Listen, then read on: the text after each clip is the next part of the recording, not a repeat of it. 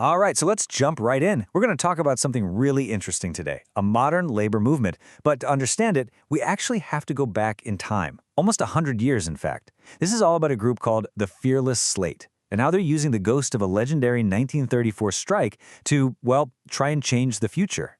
And really, this one line says it all. It comes directly from a union anthem they've put out. Dues make you a member, actions make you a Teamster. That's not just a catchy phrase. It's a whole philosophy. It's telling you right from the start that this story isn't about just belonging to something, it's about doing something. So the group we're talking about is the Fearless Slate. And their way of getting people fired up, it's pretty cool, actually. They made a rap song. It's called Fearless Mayday. It's their tool for connecting what's happening now with this really intense history. And it's all pointing to one big specific day they have planned. Okay, this is where it gets really interesting, how they're framing this whole fight. Think about it. Back in 1934, Minneapolis was known as a scab town, which basically means it was super hostile to unions. Fast forward to today, and the Fearless Slate song points the finger at the billionaire class. See what they're doing? They're drawing a straight line connecting the old bosses with the new ones. So what's the end game here? What do they actually want? Well, the song lays it all out pretty clearly. We're not talking about vague ideas. These are real, solid demands. Protect our pensions, give us secure health care, we want accountability. And it all kind of boils down to this one big idea. Workers in public services should come before billionaire wealth. And this line from the song, it's perfect. It's basically our roadmap. We're tracing the footsteps back to 1934. They're telling us exactly where we need to look to get what they're doing. So, all right, let's do it. Let's head back to Minneapolis, 1934. And here we are, the Minneapolis Teamsters Rebellion of 1934. And you gotta understand, this wasn't just a strike. This was a seismic event.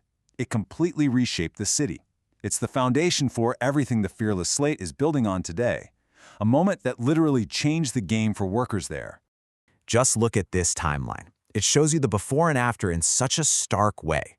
Before 1934, Minneapolis was a terrible place for unions, a scab town as they called it. But then came the rebellion, this massive citywide strike. And boom. Afterwards, it becomes a union stronghold. The entire power structure just flipped on its head. But, and this is a big but, that victory didn't come easy. It came at a huge, huge cost. The whole struggle boiled over on one specific day, a day that earned a pretty grim name, Bloody Friday.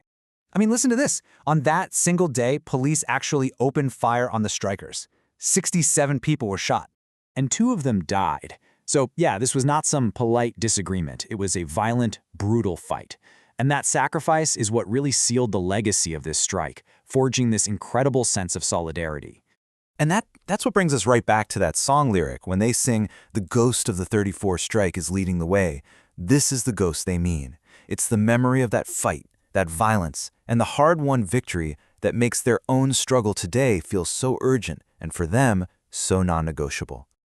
Okay, so how did they actually pull it off? How did they win? What's in this rebellion playbook that the Fearless Slate is trying to dust off and use today? Let's dig into the actual tactics. Right, so the key thing to get here is that it wasn't just one magic bullet. Their win was really built on 3 core ideas. First, the power came from the bottom up. This was driven by the regular members, not just a few leaders at the top. Second, they came up with some seriously creative new tactics. And third, their solidarity was just unbreakable, even when things got incredibly violent.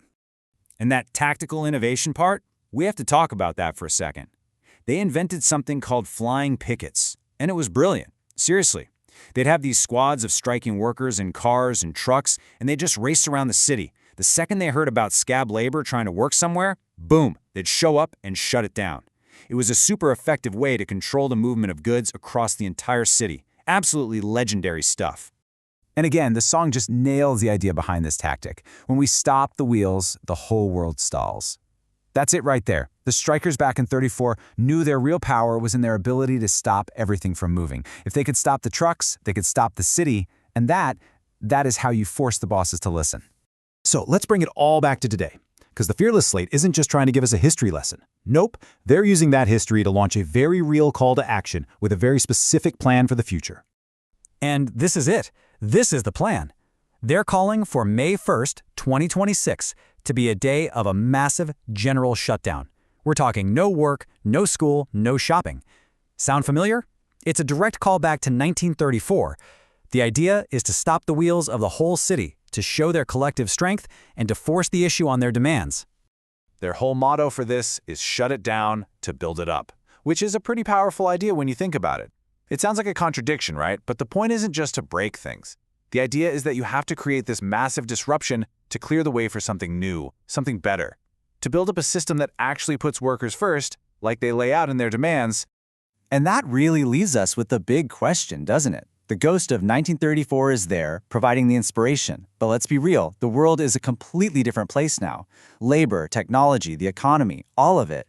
So the Fearless Slate has this playbook from history. But what does shutting it down to build it up actually look like in the year 2026? I guess we'll have to wait and see.